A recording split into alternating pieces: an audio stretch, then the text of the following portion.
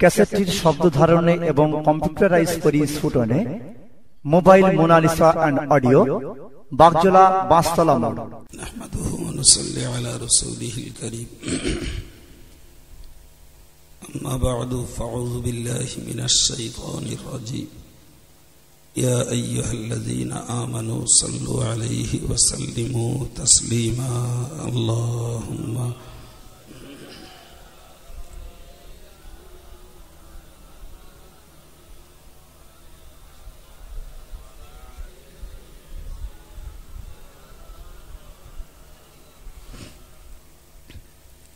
قد قال الله تعالى في كلامه المجيد وفي الفرقان الحميد: أعوذ بالله من الشيطان الرجيم.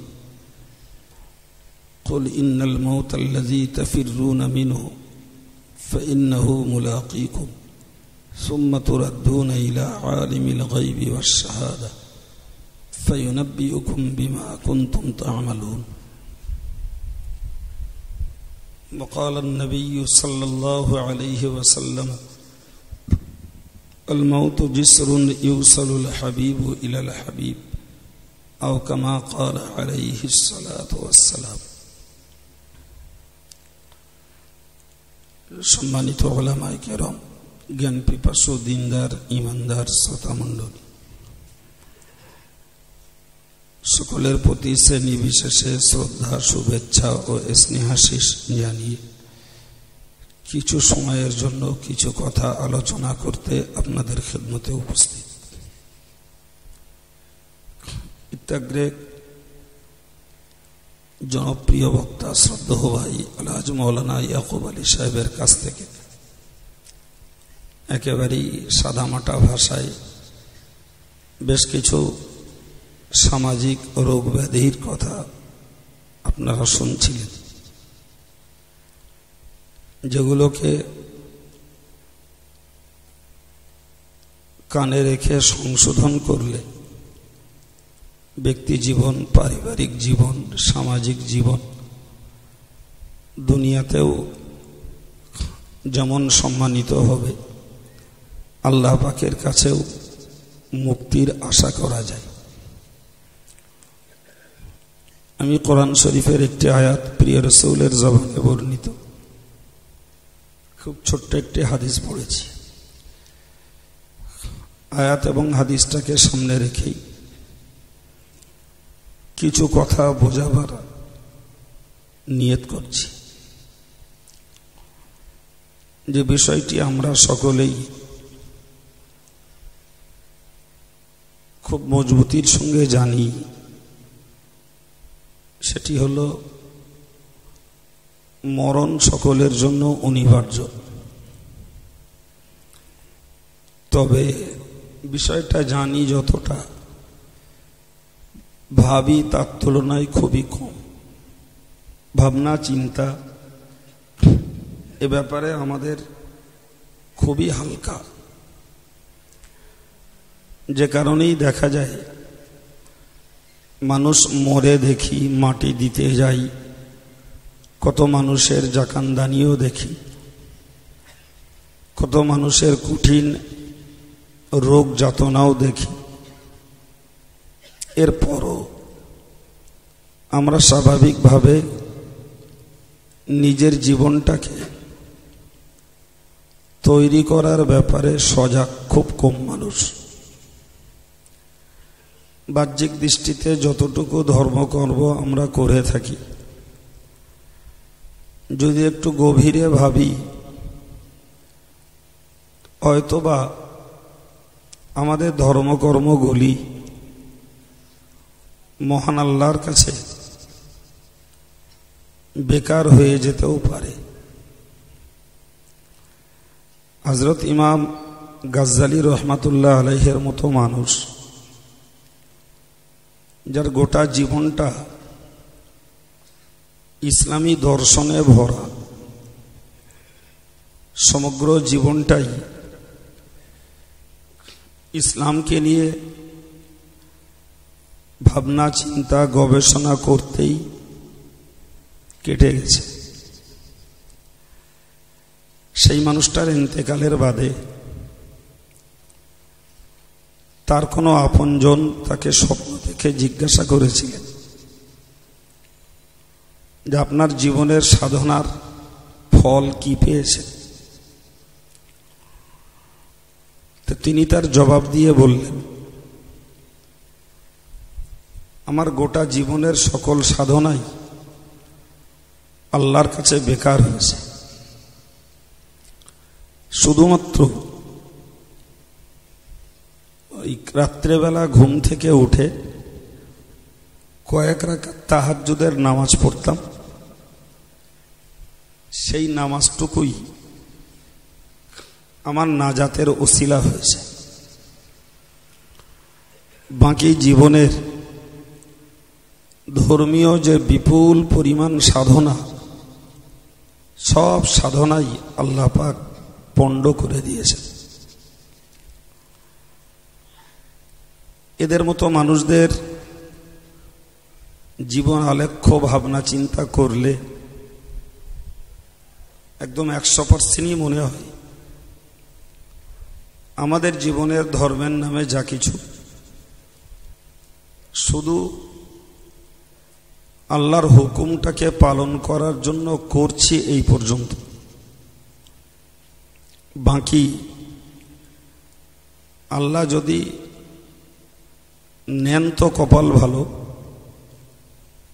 না নিলে কিছু করার নেই।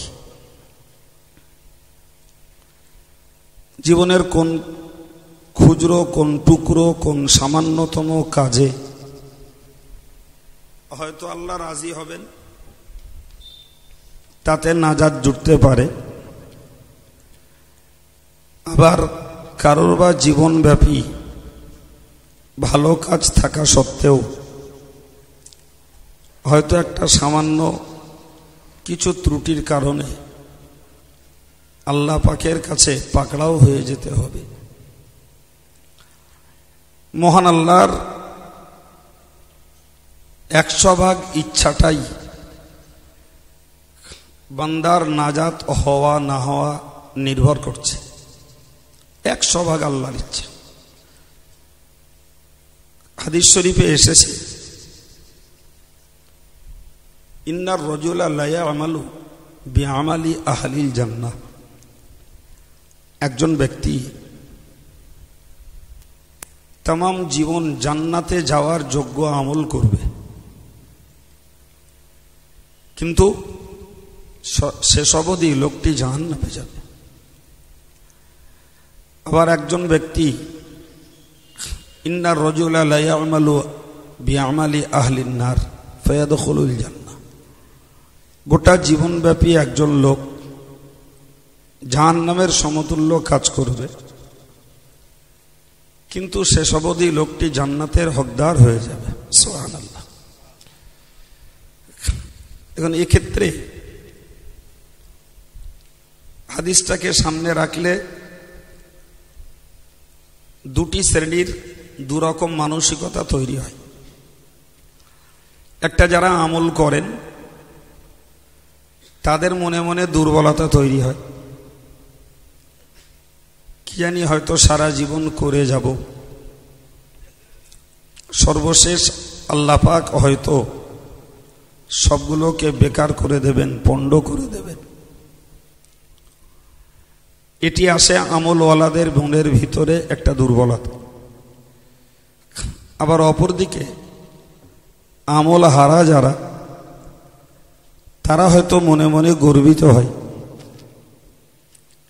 কিংবা কেউ হয়তো মজা নেয় যে দেখিস ওই ওরা নামাজ কালাম পড়ছে, তো ওরা হয়তো শেষ পর্যন্ত জাহান্নামে যাবে, আর আমরা না পড়ে হয়তো জান্নাতে যাব, দেখিস।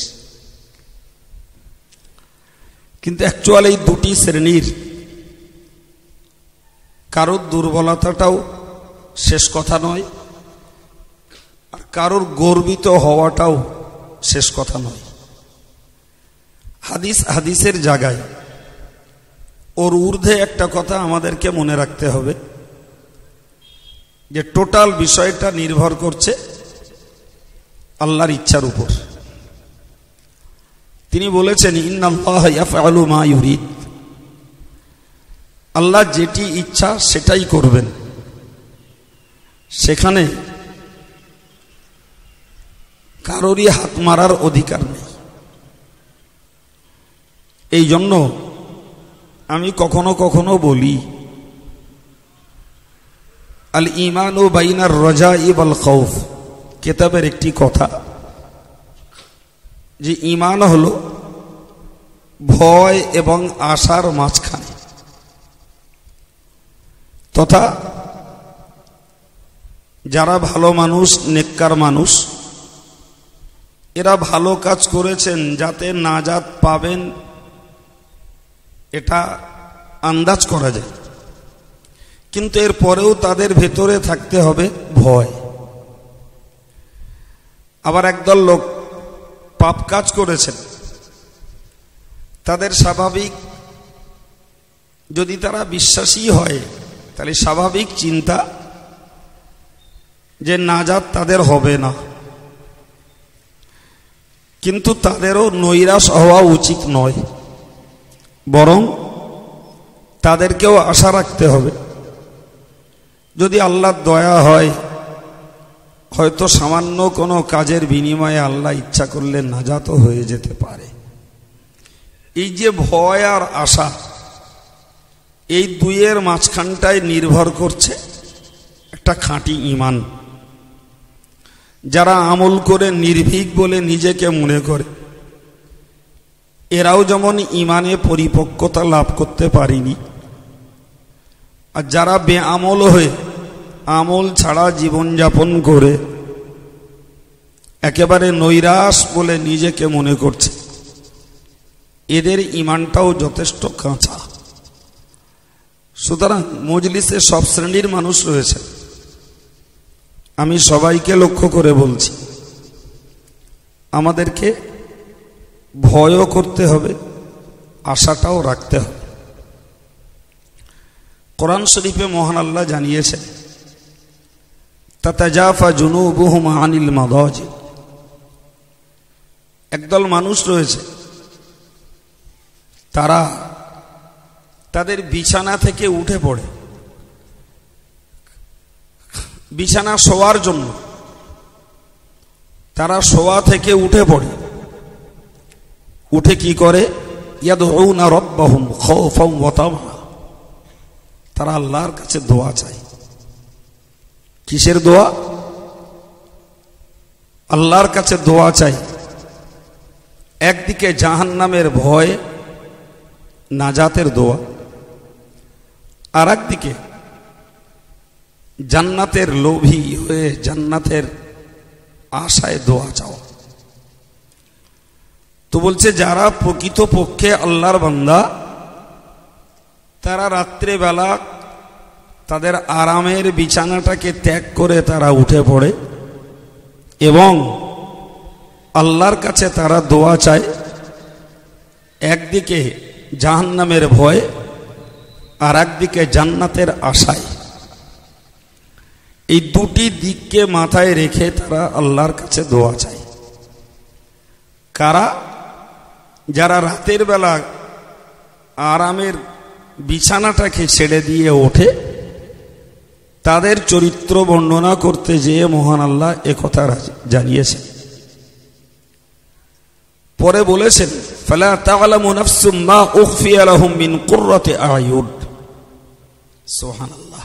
মহান আল্লাহ বললেন, পৃথিবীর কোনো প্রবৃত্তি জানে না, পৃথিবীর কোনো নফস খবর রাখে না যে আমি আল্লাহ তাদের চোখের শান্তির জন্য কি শান্তিদায়ক বিষয় তাদের জন্য আমি প্রস্তুত করে রেখেছি।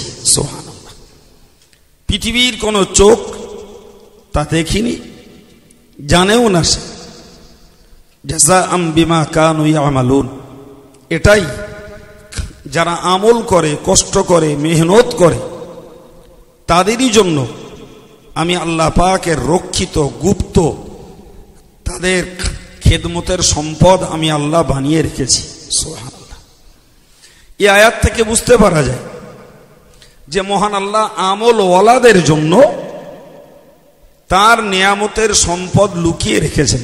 সুবহানাল্লাহ। নিয়ামতের সম্পদকে আল্লাহ তাদের জন্য গুপ্ত রেখেছেন যারা আমল করে। তাদেরই জন্য। এটিও কোরআন শরীফের ঘোষণা। এ থেকে বুঝতে পারা যায় যে যদিও আমল ওয়ালা হওয়ার পরেও ভয়টা রাখতে হয়, তথাপিও যত ঘোষণা, যত শুভ বার্তা, যত নিয়ামত পাওয়ার যোগ্য সব কিছুই কোরআন এবং হাদিসে বলা আছে আমল ওয়ালাদের জন্য। বলুন সুবহানাল্লাহ। সুতরাং আমাদের কর্তব্য হলো যে আমলের জীবন তৈরি করা, এটাই আমাদের কাজ। হাদিস শরীফে এসেছে রাসূল করিম সাল্লাল্লাহু আলাইহি ওয়াসাল্লাম বলেন যে মানুষ জান্নাতে যাবে সেটিও আল্লাহর কাছে লিপিবদ্ধ রয়েছে, আর যে মানুষ জাহান্নামে যাবে সেটিও আল্লাহর কাছে লিপিবদ্ধ আছে। হাদিসটাকে বুঝতে হবে। জান্নাতীদের তালিকাও আল্লাহর কাছে প্রস্তুত, আর জাহান্নামীদের তালিকাটাও আল্লাহর কাছে প্রস্তুত।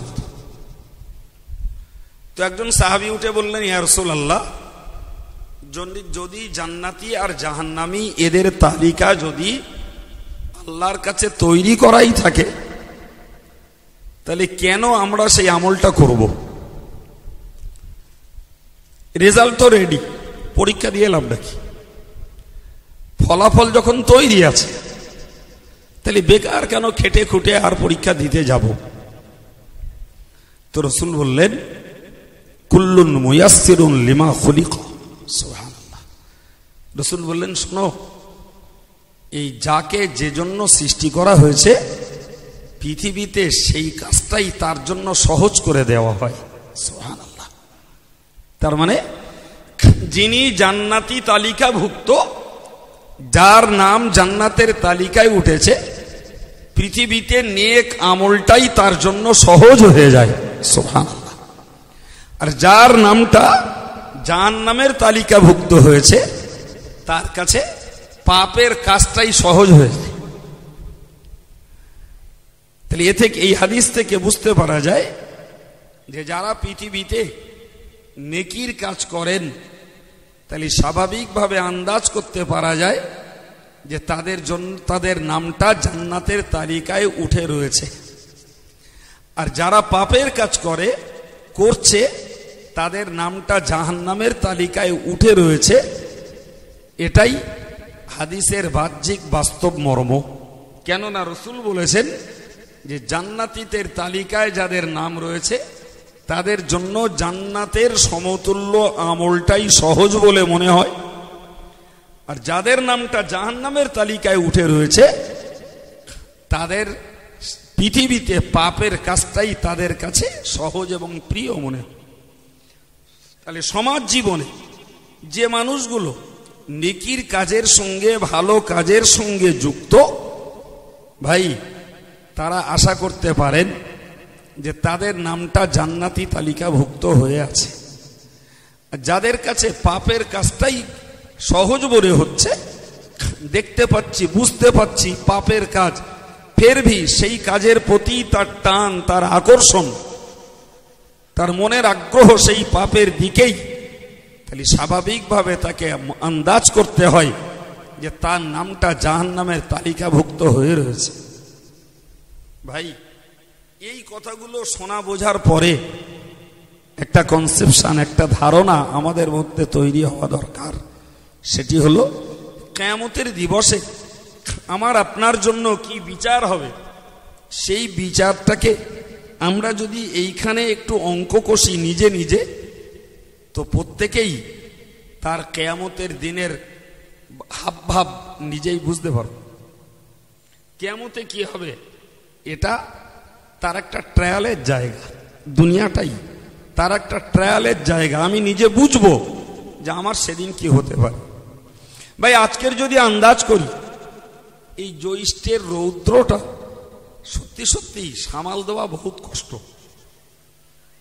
ভাই, আজ সোমবার, মঙ্গলবার, বুধবার অনেক মানুষ রোজা রেখেছিলেন।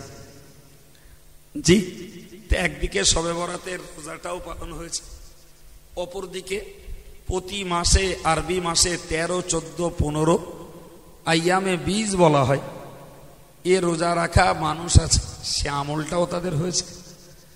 পাশাপাশি সব থেকে বড় লাভ হয়েছে যে একেবারে দোরগোড়ায় 15 দিনের মাথায় রমজান মাস, রমজানের একটা ট্রায়াল দেওয়া হয়েছে।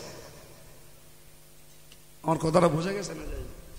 একটা রমজানের ট্রায়াল একটা দেওয়া হয়েছে, মোড়া যারে বলে, যে রমজান মাসে রোজা তো রাখবো, তার একটা ট্রায়াল মোটামুটি এই 2-3 দিনে অনেকে দিয়ে নিয়েছে। জি, রমজান মাস যদি আচমকা এসে হাজির হয় তখন মনে হয় কি করে রাখবো, কি হবে, এই কড়া রোদ, আবার বিরাট কাজ, কি করে সম্ভব, কত রকমের জল্পনা কল্পনা মনের মধ্যে তৈরি হয়। কিন্তু ওই রোজাটা ফরজ, এটা নফল, যেটা করেছেন অনেকে। জি, কি আমরা অনেকে করেছি, এটা নফল।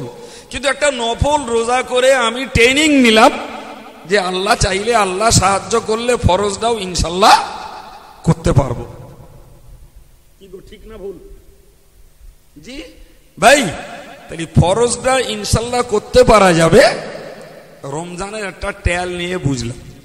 আচ্ছা, আমার এর থেকে ঊর্ধ্বে একটা বক্তব্য, যে জ্যৈষ্ঠের এই দুপুরে রৌদ্র, জি, সেহরি থেকে ইফতার পর্যন্ত 15-16 ঘন্টার ব্যবধান, এটাই আমাদের কাছে সত্যি অসহনীয় উঠেছে, বাস্তব কথা। জি ভাই, কোরআন শরীফে আল্লাহ বলেছেন যে কিয়ামতের দিবসটা কানা মিকদারুহু 50 আলফ সানা ফাসবির সবরান জামিলা। মহান আল্লাহ বললেন, কিয়ামতের একটা দিন তোমাদের দুনিয়ার হিসাব অনুযায়ী 50,000 বছরের সমান। আবার একবার বুঝি, শুধু শুনবো না। জি, আমার এই কথাগুলো না শুনলেও আপনাদের অনেক জ্ঞান আছে, নিজেরাও অনেক জেনে বুঝে আছে। আমি ভাববার জন্য অনুরোধ করছি, আমার একটু ভাবি আর কি, তো নিজের ভাবনাটা লোককে বলি। ভাই, কিয়ামতের একটা দিন যখন 50,000 বছরের সমান, তো এখনকার একটা দিন খুব বেশি 13-13.5 ঘন্টা, তার বেশি না, 13-13.5 ঘন্টা ধরুন। 5টায় বেলা উঠছে, 6:30টায় ডুবছে, 2-4 মিনিটে দিবে, তাহলে টোটালে বেলা ওঠা থেকে সূর্য ডোবা পর্যন্ত কম বেশি 13.5 ঘন্টার ব্যবধান। তো এই 13.5 ঘন্টার ব্যবধানে কি সেহরিটা ধরে নিয়ে আরো 3 ঘন্টা যোগ দিলাম, 16-17 ঘন্টাই হলো। এই ব্যবধানে খাওয়া পান করা বন্ধ, তাতেই ইফতারিতে গ্লাসের পর গ্লাস ফ্রিজের পানি মেরে দিচ্ছি, কিংবা বরফের পানি মেরে দিচ্ছি। আচ্ছা, হাসরের ময়দানে যখন দাঁড়াবো, 50,000 বছরের দিন, যে দিনের কোনো সন্ধ্যা নেই, যে দিনের কোনো ছায়া নেই, যে দিনের কোনো একটা মুহূর্ত নেই, যে এই মুহূর্তটা একটু আবহাওয়াটা নরমাল হবে, সেই দিনটা কিভাবে কাটাবো?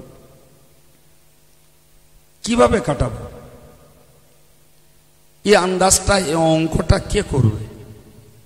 এই কল্পনাটা কে করবে? আমি করব না, আপনি করবেন না, আর কেউ না করুক। যারা জান্নাতের আশাবাদী, যারা জাহান্নাম থেকে বাঁচতে চায়, জাহান্নাম তো পরে, এখনো তার আগে তো এটা, এখানে কি করে কাটাবো? ভাই, আমি এগুলো ভাবি, কিনারা কি হবে খোদা জানে, কিন্তু মনে ভয়টা লাগে, ভাবনাটা আসে যে পৃথিবীতে তো চটকদারি বহুত করতে পারছি, কাজে কথায়, গালি গালাজে, সমালোচনায়, মিথ্যায়, কত কিছু করে যাচ্ছি, তার কোনো ইয়াত্তা নেই ভাই। কিন্তু ভাবতে একটু হয়তো বটেই যে কিভাবে আমার ওই দিনটা পার হবে, কিভাবে। ভাই, আমি একটা হাতে নাতে একটা জিনিস দেখে বলছি। ভাই, আলিয়া পরীক্ষা চলছে, এই গত বৃহস্পতিবারে পরীক্ষা শেষ হয়েছে, আবার একটা পরীক্ষা সামনে হবে। যাই হোক, তো পরীক্ষার সময় টাইমটা দেখে বাঁধা ধরা, তো দেখা যায় বহুত দূর দূরের ছেলে আসে, তো হয়তো আস্তে আস্তে কারোর সময় কানায় হয়ে যায়। তো 6 তলার উপরে 5 তলার উপরে উঠতে সিঁড়ি ঘুরে অনেক দেরি হয়। লিফট আছে, লিফটে ওঠেন। শিক্ষকরা লিফটে ওঠে, ছাত্ররাও শিক্ষকদের যাওয়া হয়ে গেলে ছেলেরাও লিফটে যায়। এদিন একটা লিফট আটকে গেছে, তো ধরুন কত বলা যায়, বেশি 4 ফুট বাই 4 ফুট স্কয়ার একটা জায়গা। লিফট যখন আটকে যায় ওর ভিতরে ফ্যানটাও বন্ধ, খুব বড় জোর লাইটটা হয়তো চলে, তার বেশি না, লাইটও স্টপ হয়ে যায়। তো 4 ফুট বাই 4 ফুট স্কয়ারে 6টা ছেলে রয়েছে, লিফটটা আটকে গেছে।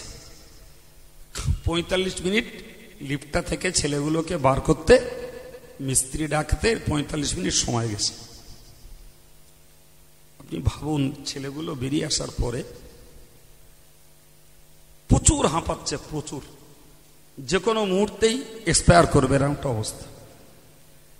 একটা ছেলে তো 1 ঘন্টার মধ্যে ভালো নিঃশ্বাস পায়নি, 1 ঘন্টার ভিতরে ছেলেটা ভালো নিঃশ্বাস পায়নি, চুপচাপ বসে হাঁপাচ্ছে। তো যাই হোক, তার ঠিক চিকিৎসা যাটুকু করা তাৎক্ষণিক করা হয়েছে, আবার ছেলেটি পরে পরীক্ষাও দিল। তা আমার শুধু ওইটুকু মনে হচ্ছিল যে 45 মিনিট আটকে গেছে একটা লিফট, আমি শ্বাস নিঃশ্বাস নিয়ে চলা মানুষ, হাওয়া পাইনি, নিঃশ্বাস পাইনি, যে জন্য আমার লাঞ্চ সম্পূর্ণ ব্লক হওয়ার পথে, যার জন্যই শ্বাসটা আটকেছে। ভাই, আপনি এইটুকু জায়গায় শুধু ভাবুন যে আমাকে যখন কবরে দেয়া হবে, যথারীতি এই জীবনের মতো অনুভূতিটাও সেখানে থাকবে, বদ্ধ জায়গা, অ্যাজ এ লিফট, যার চারিদিকটা ঘেরা, উপরটাও ঘেরা, কোথাও কোনো জায়গা নেই। কবরটাও তো এই, তার চারি সাইডটা মাটির দেওয়াল, উপরটাও আমরা বাঁশখুঁটি মাটি দিয়ে সম্পূর্ণ বদ্ধ করে দিলাম, যেখানে বাইরের আলো বাতাস কিছু যাওয়ার উপায় নেই। অনুভূতিটা একদম জীবন্তেরই মতো। এই যে বেঁচে আছি আমরা, আমাদের কোনো জীবন্ত মানুষকে যদি চারিদিকটা বদ্ধ জায়গা তৈরি করে মাথাটা যদি আটকে দিয়ে তার ভেতরে দিয়ে দেওয়া হয়, ভাই, তাহলে এই মানুষটা খুব বড় জোর বাঁচতে পারে কিসে? ওই যতটুকু সেলাক আছে তার ভিতর দিয়ে বাইরের অক্সিজেন যতটুকু ঢোকে, আর এই অক্সিজেনটা 16 আনা না পাওয়াতেই ওই ছেলেগুলো হাঁপাচ্ছে। কিন্তু কবরে তো ওই অক্সিজেনটা 1 বিন্দু পরিমাণ পাবো না, অথচ জীবন্তের মতো অনুভূতিটা থাকবে। শুধু কবর কবর করলে হবে না বাবু, এই ভাবনাটার জায়গায় পৌঁছাতে হবে। সে একটা জোয়ান ছেলে হোক আর একটা বৈষয়িক মানুষই হোক, তাকে তো ওই ভাবনাটা তার কল্পনার জগতে নয়, বাস্তব জগতে আনতে হবে। যে আমি এখন এই দুনিয়ার উপরিভাগে খোলা ময়দানে অক্সিজেন নেওয়ার, কার্বন ডাই অক্সাইড ছাড়ার মাঝখানে নেই, আমি এখন একটা বদ্ধ জায়গার ভিতরে। আমার উপায়টা কি? আমার উপায়টা কি? এই ভাবনাটা কে ভাববে? এই গভীরতাটা কে নেবে? ভাই, যিনি এই ভাবনার জায়গায় পৌঁছাতে পারবেন, সেও দুনিয়া করবে, সেও চাষাবাদ করবে, সেও ব্যবসা বাণিজ্য করবে, তারও বিবি বাচ্চা নিয়ে সংসার করতে হবে। কিন্তু তার ভিতরেও তার একটা মুহূর্ত কি, কখন অবসরের মুহূর্তে তার মনের ভিতরে ওই কল্পনাটা জেগে উঠবে, আমার অবস্থাটা কি হতে পারে, কি হতে পারে, আমার উপায়টা। ভাই আমার, তো আমি যেটা আপনাকে বোঝাচ্ছিলাম যে কবর একটা বদ্ধ জায়গা, হাসর একটি উত্তপ্ত জায়গা, যে জায়গাটায় থাকতে হবে কবরে কিয়ামত পর্যন্ত, আর কিয়ামতের মাঠে উঠে দাঁড়াতে হবে 50,000 বছর। কিসের বিনিময়? কিসের বিনিময়? কি সাহারা, কি চ্যানেল আমাদের আছে?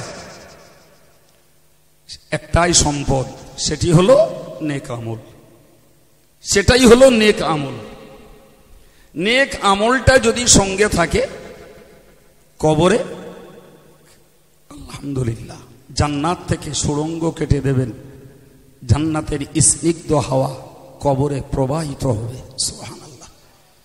না রইবে শ্বাস প্রশ্বাসের কষ্ট, না রইবে সেখানে কোনো দুর্গন্ধ, বরং জান্নাতের ফল ফুলের সৌরভে নেককার ঈমানওয়ালা আমলওয়ালা মানুষটির কবরটা সুগন্ধে ভরে উঠবে। সুবহানাল্লাহ। কোথায় জান্নাত আর কোথায় বা কবর? চ্যানেল তৈরি করার মালিক আল্লাহ, বান্দার কাছে চাই শুধু আমল। যে হাসরের মাঠে সত্যি সত্যি গাছপালা ছায়া কিছুই নেই, থাকবে না, এটা একদম অবশ্যম্ভাবী, কিন্তু আল্লাহর আরশটা থাকবে, তার নিচে একটা ছায়া থাকবে, এই ছায়াটাতে জায়গা পাবে। সুবহানাল্লাহ। এই ছায়াটাতে জায়গা পাবে, প্রচুর ছায়া, সে ছায়ায় জায়গা পাবে। ভাই, ওই ছায়ায় জায়গা পাওয়ার যোগ্য আমি কিনা? একটা কিছু করতে তো হবে, বাকি কবুল আল্লাহ করবেন না করবেন সেটা তার দয়ার উপরে নির্ভরশীল, কিন্তু আমাকে একটা কিছু তো করতে হবে। রাসূল বলেছেন, সাবআতুন ফি যিল্লি ইয়াওমা লা যিল্লা ইল্লা যিল্লু।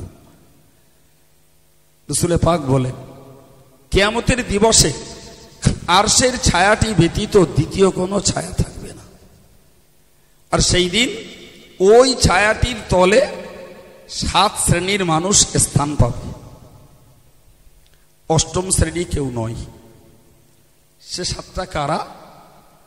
নাম্বার 1, ইমামুন আদিলুন, যারা পৃথিবীতে ন্যায় বিচার করেছে, ন্যায্য বিচার করেছে।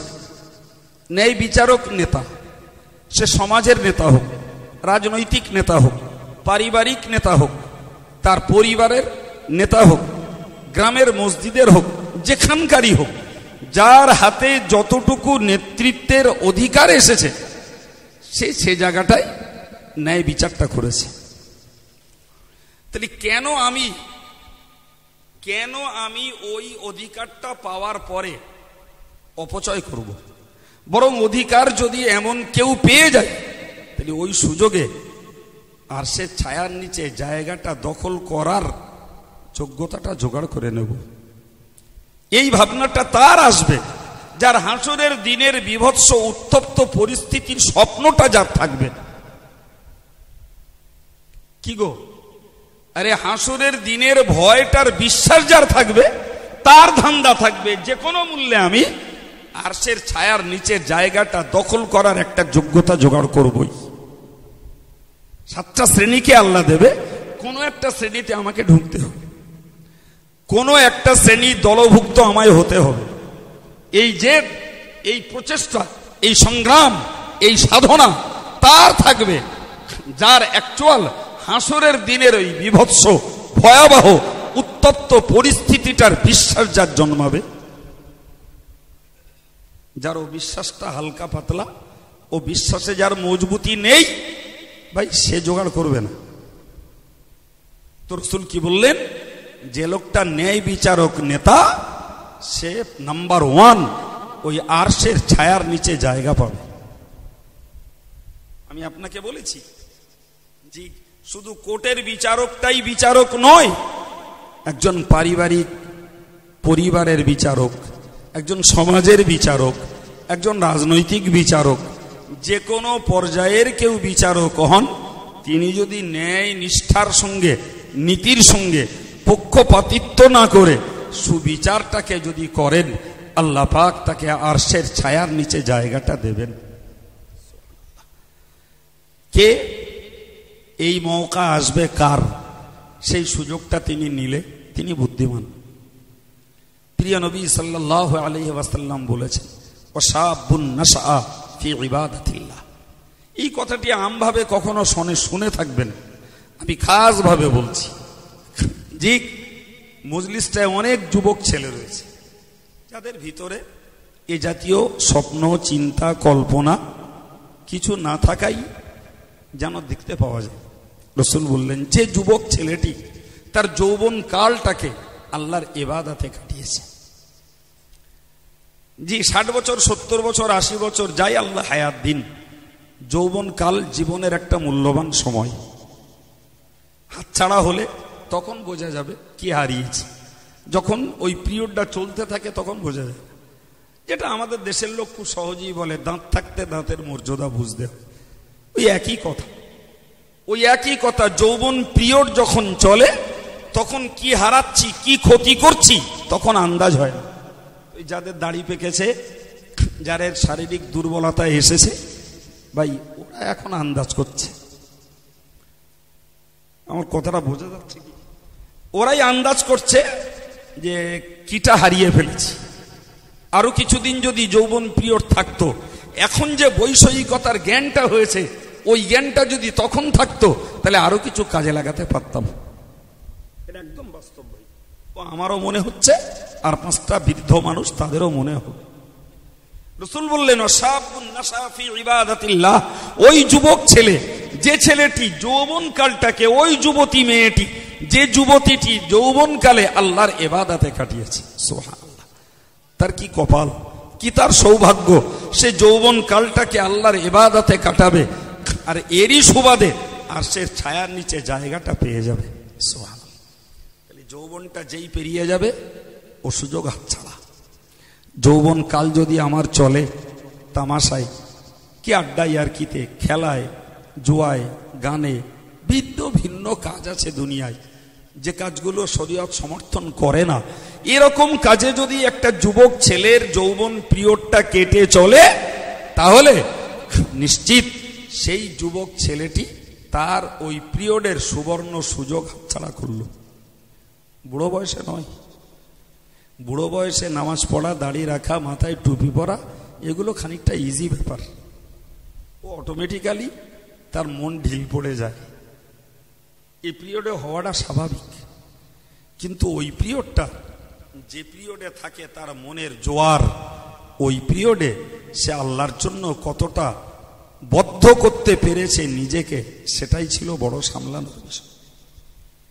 ভাই কালকে রাত্রি আমি বেশিক্ষণ নয়, খুব বেশি এই মিনিট 45 রাস্তায় ছিল, মিনিট 45, মানে রাত ওই 10টা থেকে 11:15 কি 11টা, ঘন্টাখানেক হাঁটলে হবে, তার বেশি নয়। রাস্তায় ছিল, তো রাস্তার হাল দেখছি। কি দেখেছি রাস্তার হাল? মনে ভাবুন 100টার মধ্যে 95টা চ্যাংড়া ফচকো যুবক ছেলে, 100টার ভিতরে 95 চ্যাংড়া ফচকো যুবক ছেলে। এরা মোটরসাইকেল নিয়ে, গাড়ি নিয়ে হই হই করছে, নারাই তকবীর, আল্লাহু আকবার, বসিরহাট দরবার শরীফ জিন্দাবাদ, পানিগোবরা জিন্দাবাদ, এই করে তলকুচ করছে গোটা রাস্তা। আমি ঘন্টাখানিকের খবর বলছি। জি, তাদের গাড়ি দেখি, তাদের মোটরসাইকেল দেখি, যাই দেখি, যে আমাকে তার কেউ বুঝতে পারছে না, আমি আমার মতন তো দেখছি। বললাম 95টা চ্যাংড়া যুবক ফচকো ছেলে। এরা ভেবেছে ধর্ম হই হইয়ের নাম, এরা ভেবেছে ধর্ম তামাশার নাম। কোথা থেকে এরা আমদানি করেছে আল্লাহ ভালো জানে। যে সবে বরাতে কোনো পীরের মাজারে আলাদা করে বোধহয় আল্লাহ ভাঁড়ে করে রহমত বোধহয় ঢেলে দেয়, গেলেই বোধহয় পাওয়া যায়, ছুটছে সে। এদেরকে খোঁজ করুন, এরা মাগরিবের নামাজ পড়েনি। এদের খোঁজ করলে দেখা যাবে এশার নামাজও পড়ে। এদের খোঁজ করলে দেখা যাবে ফজরে এরা কোথায় ছিল, কোন মেয়ারাজে গেছিল, তার এদের খোঁজ খবর হবে। অথচ এরা না 10টা মিনিট জিকির করেছে, না 10টা মিনিট সুবহানাল্লাহ পড়েছে, না কোরআন শরীফটা খুলে একবার নজর দিয়ে দেখেছে, কিংবা না এরা নিজের টানে, নিজের জেরে একটু নিজের পূর্বপুরুষদের কবরটাকে নিজ ইচ্ছায় জিয়ারত করেছে। খোঁজ করলে খুব বেশি পাওয়া যাবে। অথচ বিশাল হই হই ব্যাপার। জি, অবাক কাণ্ড। আমি শুধু দেখে দুঃখে লজ্জায় যেন মরিয়া বলে, আল্লাহ তোমার ইসলামটাকে এরা কিভাবে, তোমার ইসলামটাকে, তোমার দ্বীনটাকে এরা কিভাবে নিজেদের মন গড়া মতন নিয়ে চালাচ্ছে। পুরো মন গড়া, যার সঙ্গে শরীয়তের কোনো সম্পর্ক নেই, কোনো সম্পর্ক নেই শরীয়তের।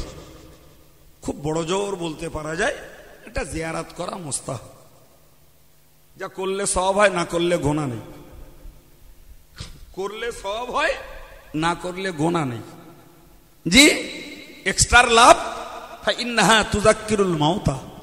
রাসূল বলেছেন তোমরা কবরের পাশে গেলে সত্যকারের সবার জন্য না হলেও ভাবুক, চিন্তুক, পরকাল ভয়ে ভীতু যারা কবরের পাশে গেলে পরে তাদের একটু মরণের কথা স্মরণ হয়। কেন? ওই নীরব নগরীতে যারা শুয়ে রয়েছে, আমাকেও যে কোনো সময় ওই জায়গাটায় শুতে হতে পারে, এই কথাটা মনে সবার উঠতে পারে না, তবে কিছু মানুষের মনে উঠতে পারে। রাসূল বলেছেন সেই জন্যই কবর জিয়ারাত করলে, কবর জিয়ারাত মানুষকে মৃত্যুর কথা স্মরণ করিয়ে দেয়। আপনি যে দেখে আসুন, সেখানে বাংলা কথায় কুড় পেশাপিশি হচ্ছে, তিল ধরানোর জায়গা নেই, গাড়ি রাখার জায়গা নেই, মানুষের দাঁড়াবার জায়গা নেই, জি, আর রাস্তায় ছুটছে ওই রকম, দেখলে মনে হবে এরা কি একটা আনন্দমুখর পরিবেশ পেয়েছে। ভাই, যদি সত্যকারের ধর্মপ্রীতি, ধর্মের মহাব্বত, ধর্মের আন্তরিকতা জি এদের ভিতরে থাকতো, তাহলে এরা বুঝতো ধর্ম হই হইয়ের নাম নয়, ধর্ম রই রই করার নাম নয়, ধর্ম চেল্লানোর নাম নয়, জি ধর্ম শুধু দল গোছানোর নাম নয়, ধর্ম আন্তরিকতার জিনিস, ধর্ম নিবেদিত প্রাণ, ধর্ম আল্লাহর সঙ্গে নিভৃতে নির্জনে সম্পর্ক গড়ার নাম ধর্ম। যদি বুঝতাম যে আমার সমাজের যুবক ছেলেগুলি আজকে শবে বরাতকে কেন্দ্র করে, কি গতকাল শবে বরাতকে কেন্দ্র করে এরা 10টা মিনিট একটু মাথা গুজে বসে আল্লাহর সঙ্গে একটু সম্পর্ক গড়ার চেষ্টা করেছে, এরা আল্লাহর কোরআনটাকে খুলে একটু পড়বার চেষ্টা করেছে, পড়তে পারিনি তার জন্য একটু দুঃখ তাপ করে আল্লাহ পড়তে পারি না, এটা পরিতাপ, এটা আফসোস, একটু কোরআনটাকে খুলে দেখেছে চোখ দিয়ে, কি যেটুকু জানি আমি সুবহানাল্লাহ পড়তে জানি, তো 100 বার সুবহানাল্লাহ পড়ি, কি 100 বার আলহামদুলিল্লাহ পড়ি, কি আমি কলেমা শরীফ পড়তে জানি 10 বার, কি 100 বার একটু কলেমা শরীফ পড়ি, কি আমি দরুদ শরীফ পড়তে জানি 100 বার দরুদ শরীফ পড়ি। এই মানসিকতার যুবক ছেলে খুঁজে পাওয়া গেছে খুবই কম। সারা দেশময় চলছে ধর্মের নামে এই হই হই কাণ্ড, হই হই কাণ্ডই চলছে শুধু। ছেলেরা, রাসূল তা বলেননি, রাসূল বলেছেন শাবুন নাশা ফি ইবাদাতিল্লাহ, ওই যুবক যে যুবকটা তার যৌবন কালটাকে কাটিয়েছে আল্লাহর ইবাদতে, আল্লাহর ইবাদতে কাটিয়েছে, তার জন্য আরশের নিচে জায়গা রয়েছে। জি, আল্লাহ বলেননি, রাসূল বলেননি যে যৌবনকালে তুমি শুধু হই হই করে কাটাও আর ওকেশনালি কিছু করো, ওর ভিতর দিয়েই তুমি পেয়ে যাবে আরশের ছায়া না পাও। আল্লাহ পাকের হাবিব জানিয়েছেন, রাজুলুন কলবুহু মুআল্লাকুম বিল মসজিদি ইয়াখরুজু মিনহু হাত্তা ইয়াউদা ইলাইহি। প্যারে নবী সাল্লাল্লাহু আলাইহি ওয়াসাল্লাম বলেন, রাজুলুন কলবুহু মুআল্লাকুম বিল মসজিদি, একজন ব্যক্তির অন্তর মসজিদে টানা দেয়া রয়েছে, মসজিদে তার অন্তরটা বাঁধা রয়েছে। জোহরের নামাজটাকে মসজিদে পড়েছেন, নামাজটা পড়ে বেরিয়ে এসেছেন, মনের নিয়ত করে রেখেছেন আসরের আজানটা হলে পরে আবার মসজিদে যেয়ে নামাজ পড়বো। আসরের আজান হয়েছে, নামাজে গেছেন, নামাজ পড়ে বেরিয়ে এসেছেন, আবার মনের টানটা রয়েছে যত কাজেই থাকি না কেন মাগরিবের নামাজটা মসজিদে এসে পড়বো। ঠিক এরূপ ভাবে 5 ওয়াক্ত নামাজের ক্ষেত্রে যে মানুষটি মনটাকে টানা দিয়ে রেখেছে মসজিদের জন্য, ওই মানুষটার জন্য আরশের ছায়ার নিচে আল্লাহ জায়গা দান করবেন। কেয়ামত হবে, কেয়ামত হবে, কেয়ামত হবে, ওই পুঁথিগত বিদ্যা মুখস্থ করে লাভ হবে না। পুঁথিগত বিদ্যা মুখস্থ করে বিশ্বাস কোনোদিন নিখুঁত তৈরি হবে না। পুঁথিগত বিদ্যা মুখস্থ করে কোনোদিন তার প্রকৃত যোগ্যতা জোগাড় করা যাবে না বাবু। পুঁথিগত বিদ্যাটাও চাই, সঙ্গে বাস্তব জীবনটাও চাই। জি ভাই, খোঁজ করলে দেখা যাবে মসজিদের পাশেই বাড়ি, মসজিদের পাশেই বাড়ি, জি মসজিদের সঙ্গে সম্পর্ক নেই, এরকম রেকর্ডও অনেক আছে। জি, কাল রাত 12:30টার সময় একটা কবর জিয়ারত করছি। জি, তা কবরটা থেকে খুব বেশি বেশি 2 হাত একটা পথ, পথের গায়ে একটা বাড়ি, মানে এই কবর 2 হাত জায়গা পথ, পাশেই তার বাড়ির দেওয়াল। তো ডাকছি সেই লোকটাকে, জি কবর জিয়ারত হবে, সেও করবে বলে বলেছে, ঘুমোচ্ছে। আমি জিয়ারত করছি, একজন বললো বলে ওর কবরের ধারে বাড়ি, ওর না হাত তুললেও হবে না, ওর সঙ্গে একটা সম্পর্ক করা আছে। কথা বলতে পারেন একদম বাঁ পা দু হাত, তার বেশি মোটেই না। জি সে ঘুমোচ্ছে। ভাই আপনি বলুন, ওই লোকটা যদি বিশ্বাস হতো যে আজকের মানুষগুলো, কবরের মানুষগুলো সওয়াবের আকাঙ্ক্ষী, মুখাপেক্ষী, তাহলে সে এতটুকু ভাবতো যে আমার বাড়ির বুকের উপরে কবর, এই মানুষগুলোর কি হাল। আমি তো হালুয়া রুটি খেয়ে গোশ দিয়ে ভাত খেয়েছি, শুয়ে পড়লুম, তো এদের জন্য আমার একটা নৈতিক দায়িত্বটা ছিল। নিজের যোগ্যতা নেই, সেটা 100%, নিজের যোগ্যতা মোটেই নেই। তো যাই হোক, আর 20টা মানুষ আমার বাড়ির পাশে কবর জিয়ারত করতে এসেছে, দেখতো তো উঠে তো হাতটা তুলে আমিনটা বলি। কারে ওয়াজ করবো, কি যে বোঝাচ্ছি আল্লাহ জানে, আল্লাহ ভালো জানে।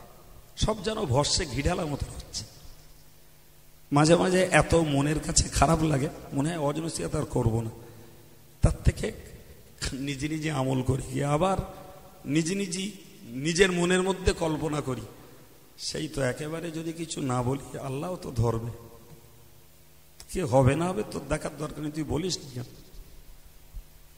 এইসব তোলপাড় করি নিজের মনের মধ্যে। যাই বলছি সেটাই যেন গেরো, যাই বলছি তারই যেন একটা বিরোধী লোক তৈরি হচ্ছে, যাই বলছি তার বিরুদ্ধে সমালোচনা হচ্ছে। মানুষ কথার কাঙাল নেই ভাই, কথার জবাব সবাই দিতে শিখেছে। যেটাই বলছি তার এগেইনস্টে কিছু একটা হয়ে পড়ছে। তার মানে সত্য অনুসন্ধানের মানসিকতা মানুষের কমে গেছে। একটা কিছু পেলেই তাতেই মানুষ নেচে উঠছে। সেটা কতটা ঠিক কতটা ভুল, এর অ্যাকচুয়াল গভীরতাটা কি কিছুই বুঝবার মতো পার্টস নেই। মানে একটা কিছু হলেই হলো, সেটাই ধর্ম। কি অবাক কাণ্ড। যে কথা বলতেছিলাম, মসজিদের গোড়ায় বাড়ি, মসজিদে আজান হচ্ছে 5 ওয়াক্ত, নামাজে নেই, বাড়ির ধারের লোকটাই নেই। আপনি খোঁজ নেন, মনে হয় খোঁজ করলে সব গ্রামে গেলেই পাওয়া যাবে। সব গ্রাম একদম মসজিদের দুয়ার গোড়ায় একজন নামাজ পড়ে হয়তো বাড়ির, বাকি 3 জনের সম্পর্ক নেই। অথচ রসুল কি বললেন, যারা মসজিদের প্রতি অন্তরটা টানা দিয়ে রেখেছে তাদেরকে আরশের ছায়ার নিচে জায়গা দেয়া হবে।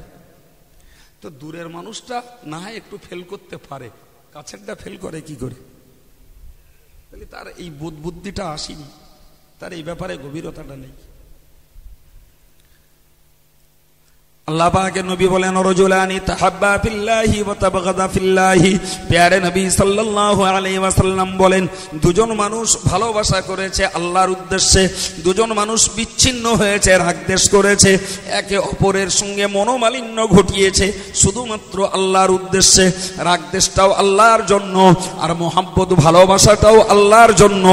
এই মানুষ দুটোকে আল্লাহর আরশের ছায়ার নিচে আল্লাহ জায়গা দেবেন। যদি দুজনের একজন যদি হয়, তথা একজন শরীয়ত বিরোধী কাজ করছিল বলে আর একজন তার থেকে বিচ্ছিন্ন হয়ে গেছে, ওই যে লোকটা বিচ্ছিন্ন হয়েছে ওই লোকটাকে আরশের ছায়ার নিচে জায়গা দেয়া হবে।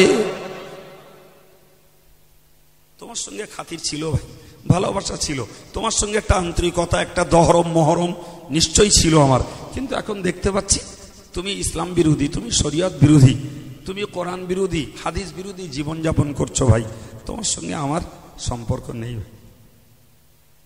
বিনিময়ে গাল খেতে হতে পারে, ঠাট্টা খেতে হতে পারে, বিদ্রুপ খেতে হতে পারে, বিনিময়ে সমাজে কোন ঠাসা হতে হবে সবটাকেই মানিয়ে নিতে হবে, যে ওর বিনিময়ে আরশের ছায়ার নিচে জায়গা পাবো। ভালোবাসি বলেই, তোমার সঙ্গে মহব্বত আছে বলেই তুমি শরীয়ত বিরোধী কাজ করবে, অন্যায় করবে, ফের তোমায় ভালোবাসবো। ইসলাম ও জিনিস শেখাই, ইসলাম ও জিনিস শেখায়নি ভাই। ইসলাম শিখিয়েছে ভালোবাসা হলে আল্লাহর জন্য হবে। লোকটা নামাজি, আল্লাহওয়ালা, দিনদার, পরেজগার, খোদা ভীরু, তাই লোকটাকে ভালোবাসি, মুখের কথায় ভালোবাসি, কি তাকে একটু চা খাইয়ে ভালোবাসি, কি তার সঙ্গে আন্তরিকতা রেখে যে কোনো মূল্যে ভালোবাসি, সেই লোকটাকেই যখন দেখছি, ভাই বিশ্বাস করুন আমি এইগুলোকে ভাবি, আর ভাবি এটাই, এর বাস্তবতা যত প্রয়োগ করা যাবে ততই দুনিয়াতে শত্রু তৈরি হবে। ভাই একটা লোক আমারে খুব ভালোবাসে, বিশাল ভালোবাসে। জামিয়ার দান ধান যখন চাওয়া হয় পারগতা অনুযায়ী দেয়, ভালোবাসে। গত 4 দিন আগে তার 2 ভাই আমার কাছে গেছে, তার নিজের ভাই, যে আমারে বলছে হুজুর ওই লোকটা চেনেন? তা আমি বলি হ্যাঁ মুখ চিনি। তো আপনার বিরাট ভালোবাসে। আমি বলি কতটা ভালোবাসে তা আমি জানি না, সভা সমিতি গেলি দেখা হলি সালাম কালাম করে, ওই পর্যন্ত। তারপরে জামিয়ার বিলপত্র সামনে পড়লে দান ধান করে, যারা কালেকশন করে তাদের কাছে শুনেছি, এই পর্যন্ত, তার বেশি আমি আর জানি। ওর বাড়িও কোনোদিন আমি খেতে যাইনি, ও আমার বাড়ি কোনোদিন আসেনি, এই সম্পর্ক। তা বলছে ওই লোকটা আমার ভাই। এই যে 2 লোক গেছে এর মধ্যে একটারে আমি চিনি। তো হচ্ছে ওই লোকটা আমার ভাই। তাহলে তারপর তো হচ্ছে ওই আমার ভাই আমার বাপের কালী সাধনা করে জ্ঞান করে আমাদের জমি জায়গা সব লিখে নিচ্ছে। শুনতেছেন কথা? আমার বাপের কালী সাধনা করে জ্ঞান করে জমি জায়গা সব লিখে নিচ্ছে। তাই আমি বলি তা আমি কি করতে পারি? আপনারা আমার কাছে এসছেন না, আমি কি করতে পারি? তা বলছে হুজুর আপনার কি করবেন আপনি একটু চিনে রাখেন লোকটা এরকম। তা আমি তখন বললুম, সেই কথায় বলে মানুষ চেনা তো দা, এরা যে আবার কি বলতে তাল্লাই যায়। আমি দুম করে আমি একজনের প্রতি কুমন্তব্য নেব, কি একজনের প্রতি আমি মনে মনে অভিমান করে বসে থাকবো, সেও তো ঠিক না। আমি একটু ঘুরিয়ে বললাম, আচ্ছা আমি যদি ওই লোকটারে একটু কথা বলি তাতে আপনাদের আপত্তি আছে?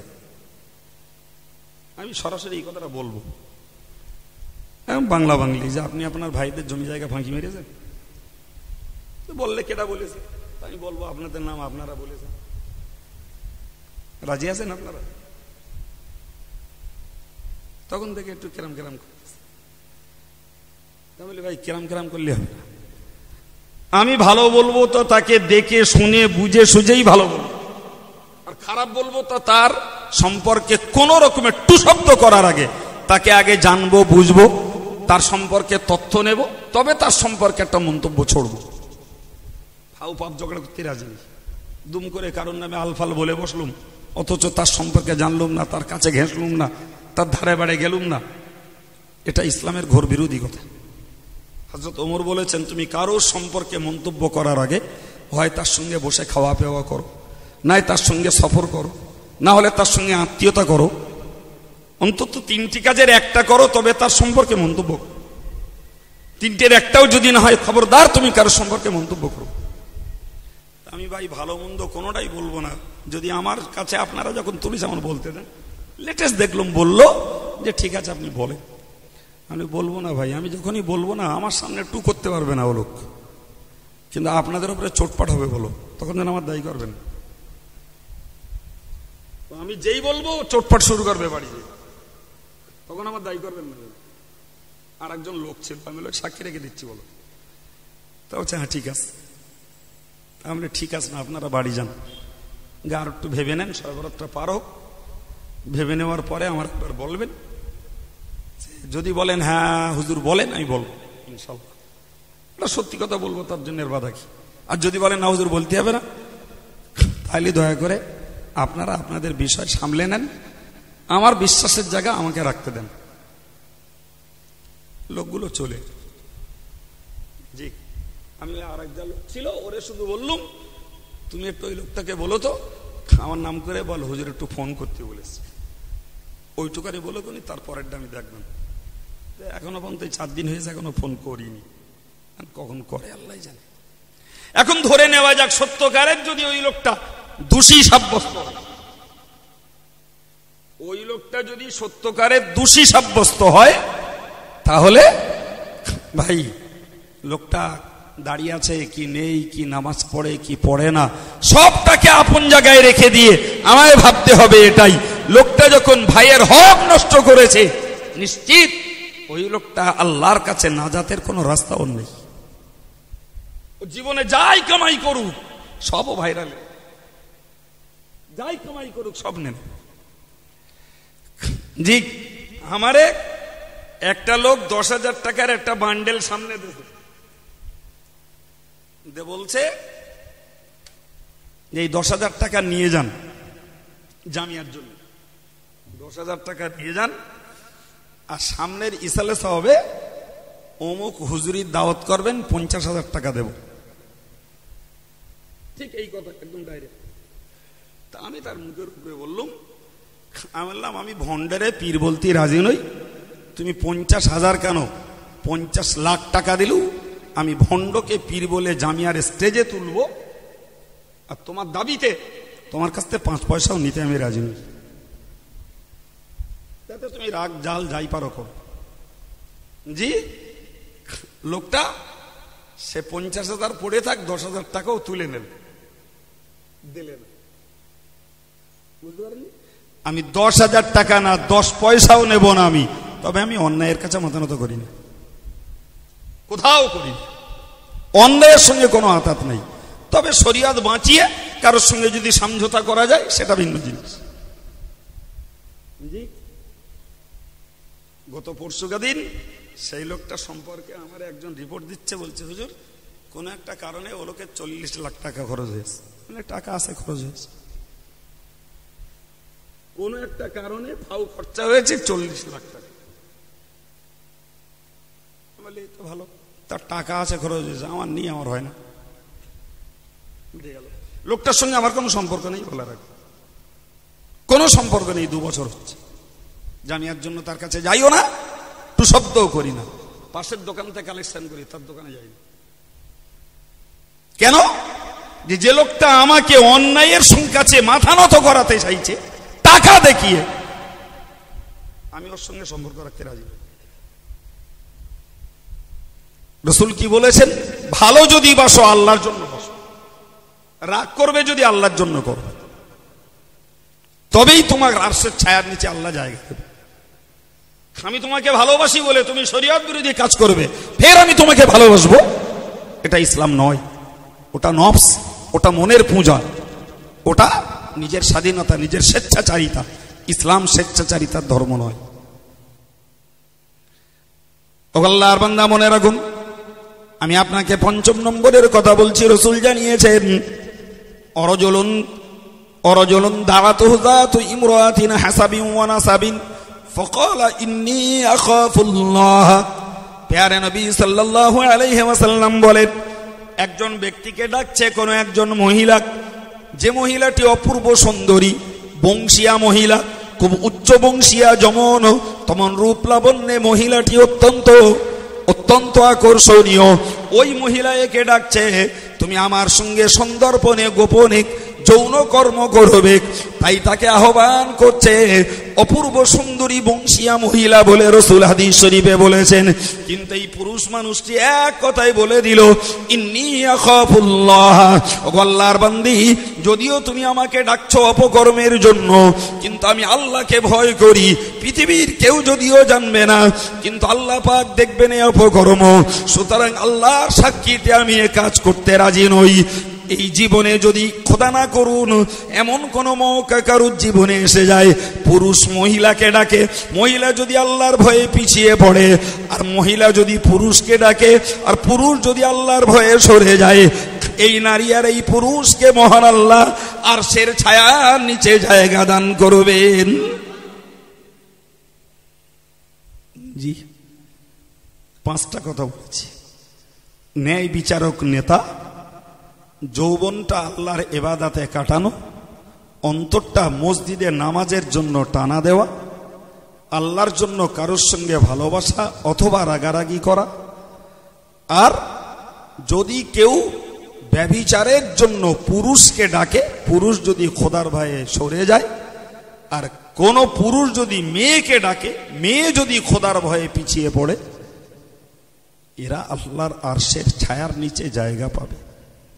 তো এই ৫ম নম্বরের বিষয়টি, এটা হঠাৎ ঘটে যাওয়ার কোনো মৌকা, ওটা আশা না করাই উচিত।